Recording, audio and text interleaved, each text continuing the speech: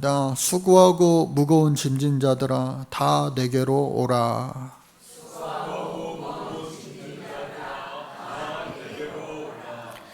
한 주간도 여러분들 모두가 주님 안에서 평안하셨기를 바랍니다.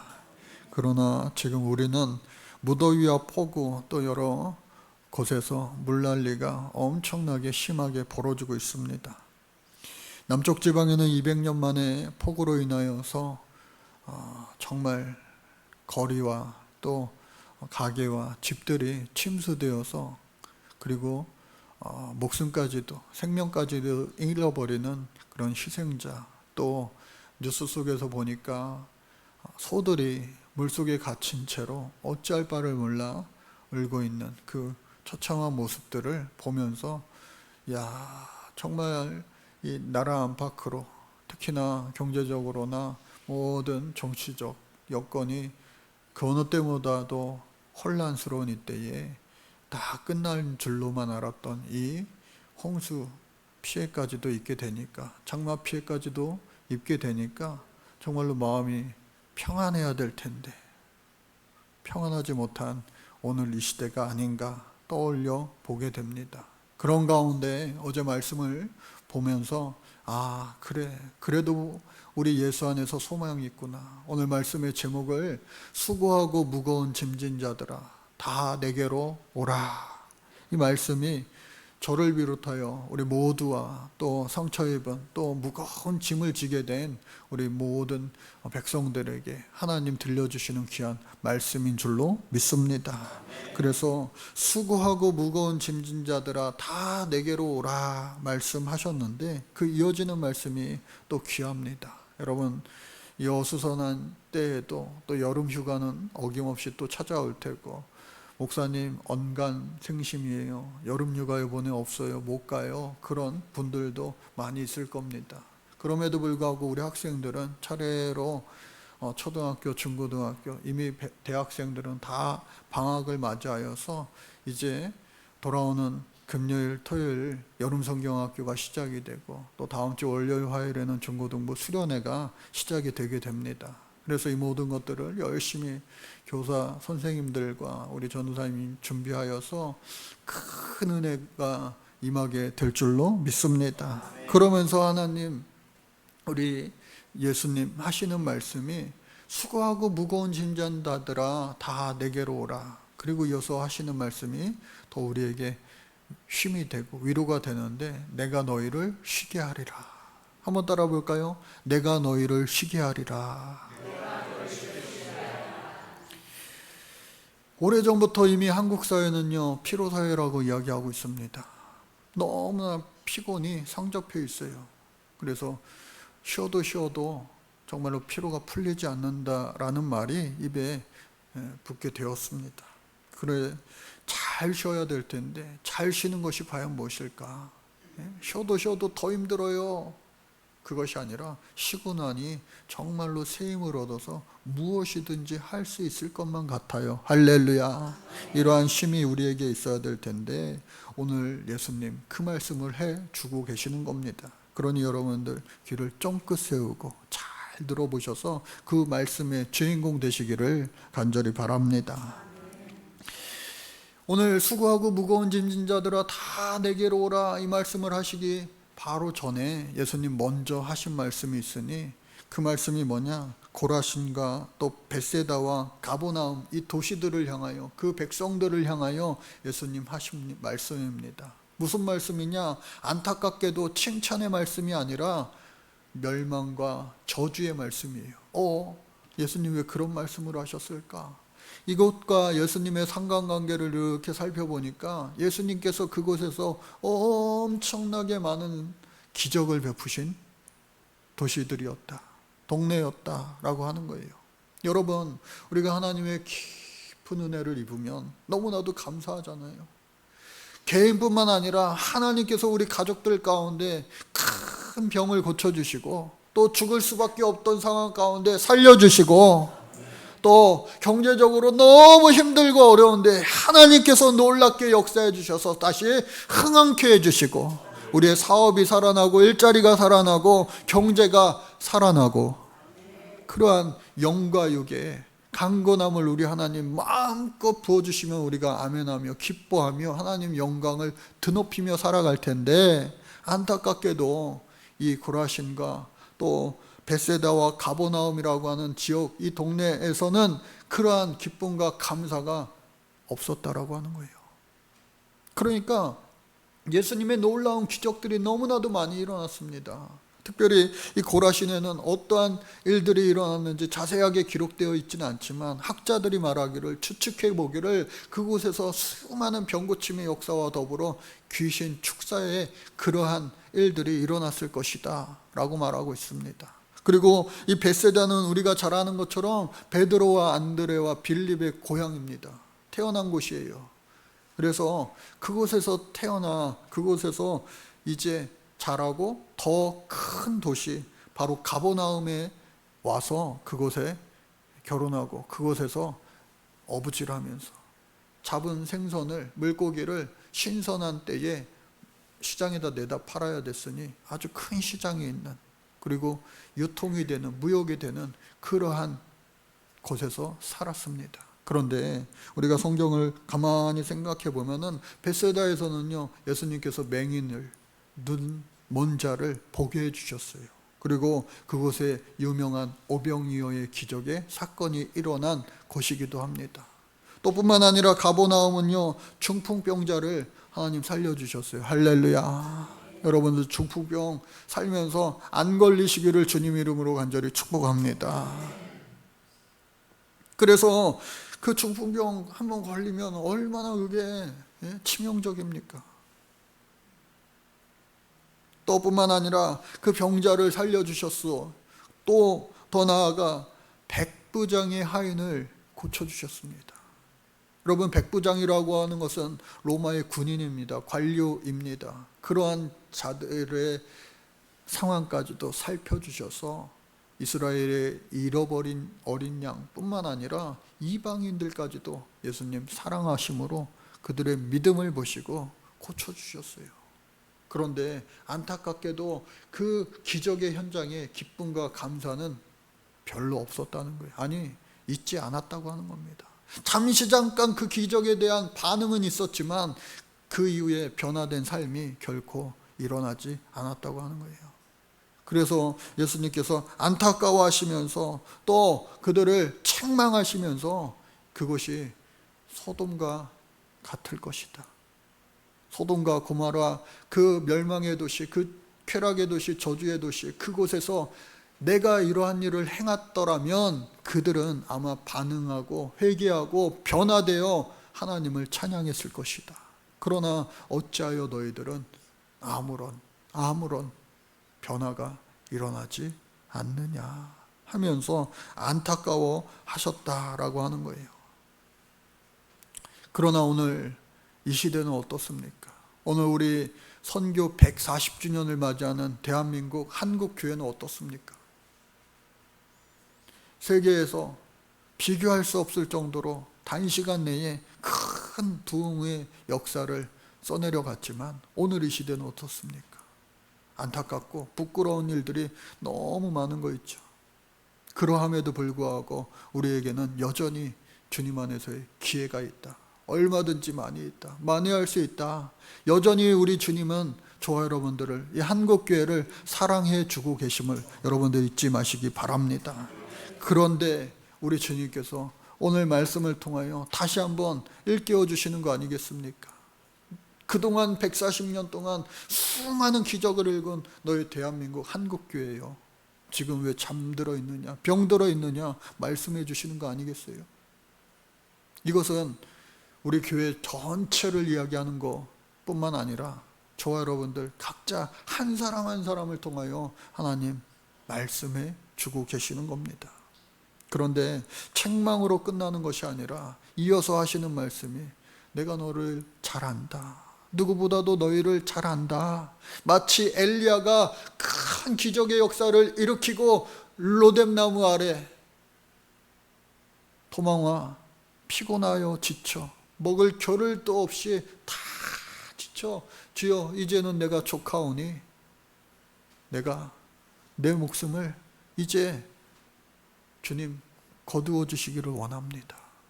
고백했던 그때에 하나님께서 너 어찌 그렇게 하고 있느냐, 너 어찌 그렇게 낡아 빠진 나약한 이야기를 하고 있느냐 책망하신 것이 아니라 도리어 그들에게, 그 엘리야에게 먹을 것을 배불리 먹여주시고, 그리고 푹 쉬어라.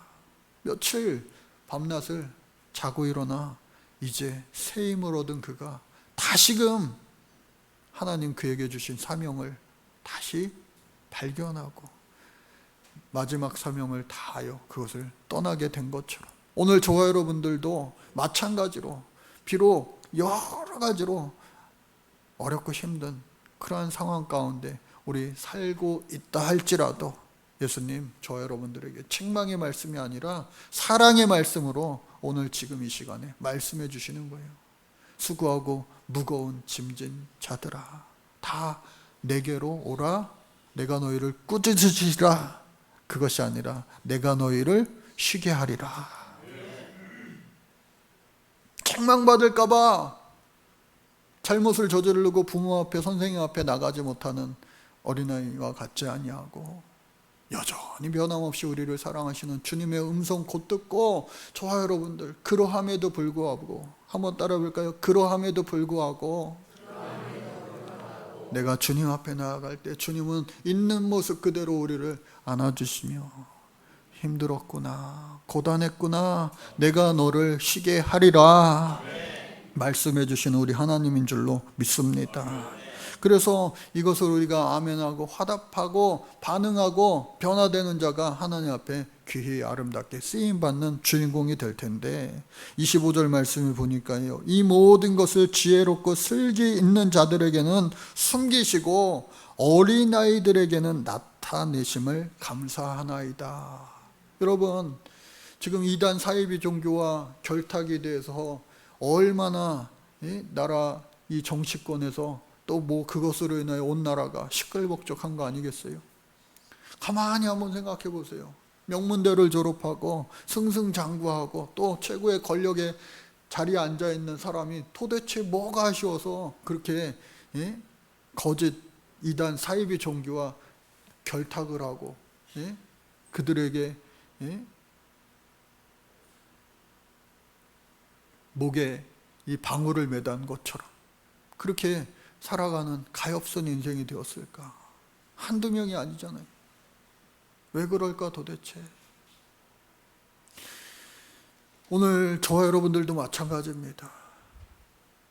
비단 눈에 보이는 그 이단 사이비 악한 그 정체, 눈에 보여지는 것뿐만 아니라 우리도 자칫 잘못하다가는 영적으로 깨어있거나 죽어있거나 잠들어 있거나 하는 순간에 이 마귀 사탄의 영들이 우리도 모르게 우리의 목에 자신들의 이 방울을 걸 수 있다는 거예요. 그러니 우리 주님께서 말씀하시기를 늘 깨어있으라, 잠들지 마라 하신 겁니다. 이 무더위에 여러분들 잠들기 원하세요? 그것이 아니라 눈을 크게 뜨고, 저처럼 한번 크게 떠보세요. 커요?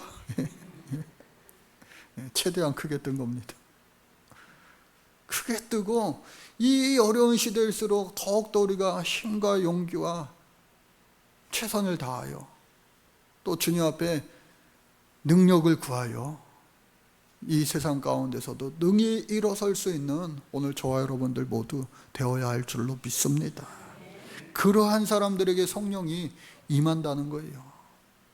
세상의 지혜와 슬기 있는 자들에게는 이 비밀을 숨기시고 어린아이들에게는 나타내심을 감사합니다. 어린아이와 같이 주님 앞에 그와 같이 나아가는 자들에게는 감사합니다. 감사가 넘치게 된다라고 하는 거예요.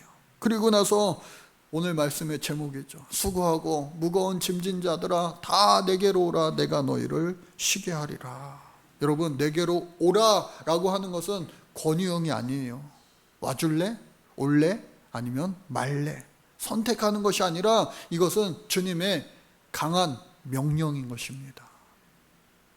수고하고 무거운 짐진 자들아 있습니까? 다 내게로 오라.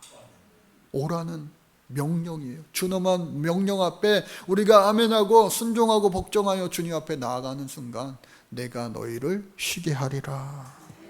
근데 쉰다고요? 야, 나 그러면 이제 은퇴했어. 나 그냥 누워서 잠만 잘래. 그게 아니란 말이죠. 진짜 쉼은요, 아까 처음 말씀드린 것처럼 새 힘을 얻고 활력을 얻어서 어떠한 일도 내가 이제는 능히 감당할 수 있겠다 라고 하는 새로운 에너지가 생긴 것이 진짜 쉼을 잘 쉰 사람 아니겠어요? 쉬어도 아유 여기도 아프고 저기도 아프고, 예? 의욕도 없고, 그게 제대로 잘 쉰 게 아니죠. 그래서 오늘 수고하고 무거운 짐자들에게 주시는 그 쉼을 제대로 얻은 사람은 이어서 30절 말씀에 예수님께서 하시는 말씀이 뭐냐? 내 멍에는 쉽고 내 짐은 가벼우니라. 젊었을 때는 너희가 스스로 띠뛰고 다녔지만 내 맘대로 방탕하게 세상을 내 맘대로 마음껏 살았지만 예수 만나고 난 다음에 성령의 충만함을 입은 다음에는요, 주님의 종노릇하며 살 때에 진정으로 참 진리를 깨달아 알게 되어 더욱더 기쁘고 감사함으로 벅찬 감격으로 살 수 있게 된다. 너희가 진리를 알지니 진리가 너희를 자유케 하리라. 세상에 온갖 진리라고 말하는 광고하는 것들이 얼마나 많습니까? 그러나 그것은 다 썩어 없어질 것들이에요. 영원한 것, 저 하늘나라 하나님 한 분밖에 없는 줄로 믿습니다. 세상의 것들은 언젠가 다 썩어 없어질 것들 불과합니다. 그러나 그것을 쫓으려고 우리의 인생을 허비하며 살아가는 연약한 인생들이, 안타까운 인생들이 얼마나 많습니까? 그런 그들에게, 아니 우리 모두에게 우리 주님, 그 수고하고 무거운 짐진 자들아 다 내게로 오라. 내가 너희를 쉬게 하리라. 그리고 그 짐이 세상의 짐이 아닌 썩어 없어질 것들, 그것으로 멸망에 치닫고 마는, 소돔과 고모라 성으로 치닫고 마는 그러한 인생이 아니라 나를 통하여 내가 너에게 메어주는 멍에를 메어라. 그 멍에는 결코 무겁지 않고 어렵지 않고 가볍고 쉬우니라 말씀하고 계세요. 그래서 오늘 말씀을 묵상하다가 이 말씀을 살아온 한 사람을 소개하려고 합니다. 바로 일본인 선교사 소다 가이치라고 하는 분이 있어요. 얼마 전 제가 일본을 경유해서 한국을 들어오면서 일본 사람들이 이렇게 보니까 참 좋은 분들도 많더라고요. 친절하고, 식당도요 얼마나 질서정연하게 이렇게 딱딱딱딱 하는지 몰라요. 물론 맛은 우리나라 음식이 더 맛있죠. 그런데 한 사람 한 사람 정말로 그 조그마한 식당에서도요, 예? 앉으라는 곳에 이렇게 안내를 하면 다 거기에 앉고, 얼마나 자기가 먹은 것도 자기가 잘 치우고 이렇게 하는지 몰라요. 또 뿐만 아니라 어디를 가든 한국 사람 친절하더라고요. 안녕하세요, 한국 사람 최고, 막 이렇게 한국말로, 예? 이야기해 주기도 하고요. 그런데 그러한 곳에 우리가, 예? 마음이 있기보다는 이 하늘 감정이 얼마나 앞서게 됩니까? 저도 마찬가지예요. 나쁜 사람들.